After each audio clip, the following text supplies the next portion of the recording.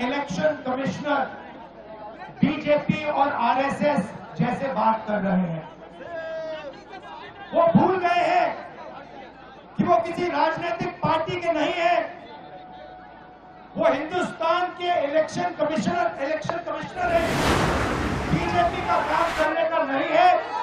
आपका काम हिंदुस्तान के संविधान की रक्षा करने का है। आपका काम बिहार की जनता का जो वोट है, बिहार की जनता के दिल के अंदर जो है, उसको पूरा करने का है। आपका भविष्य चोरी हो रहा है। आपसे आपका हक जो बनता है, जो रोजगार है, आपका धन है, ये सब आपसे चोरी किया जाएगा। ये चोरी नहीं होने देंगे। और आपको, आप कितने भी बड़े हो, कहीं भी बैठे हो, कानून आपको नहीं छोड़ेगा। मैं आपको गारंटी दे रहा हूं कि कानून आपको नहीं छोड़ेगा। हमारे लोग इलेक्शन कमिश्नर से जाके मिले। मैं नहीं था, मगर सारे नेता गए और मैंने इनसे पूछा आपको क्या लगा, और सारे के सारों ने कहा कि इलेक्शन कमिश्नर बीजेपी और आरएसएस जैसे बात कर रहे हैं। वो भूल गए हैं कि वो किसी राजनीतिक पार्टी के नहीं है। वो हिंदुस्तान के इलेक्शन कमिश्नर है और उनका काम इस संविधान की रक्षा करने का है।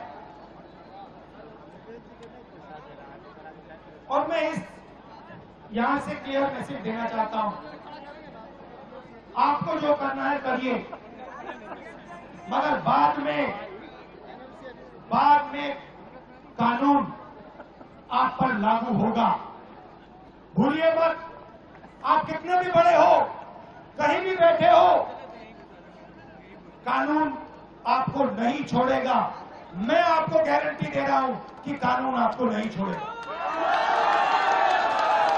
आपका काम बीजेपी का काम करने का नहीं है। आपका काम हिंदुस्तान के संविधान की रक्षा करने का है।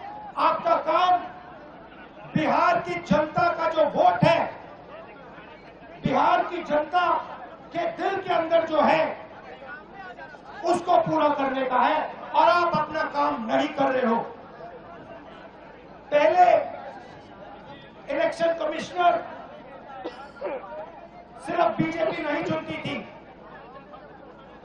पहले इलेक्शन कमिश्नर को बीजेपी, ऑपोजिशन पार्टी और जो हमारे चीफ जस्टिस हैं, जिन्होंने मांग की कि हमें बैठने दो, हमें इलेक्शन कमिश्नर चुनने दो,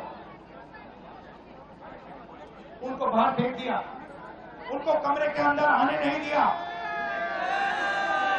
और हमें भी साफ कह दिया कि भैया यही नाम है, ये बीजेपी के नॉमिनेटेड इलेक्शन कमिश्नर हैं। ये देश की सच्चाई है।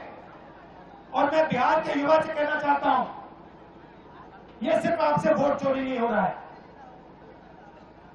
ये आपका भविष्य चोरी हो रहा है।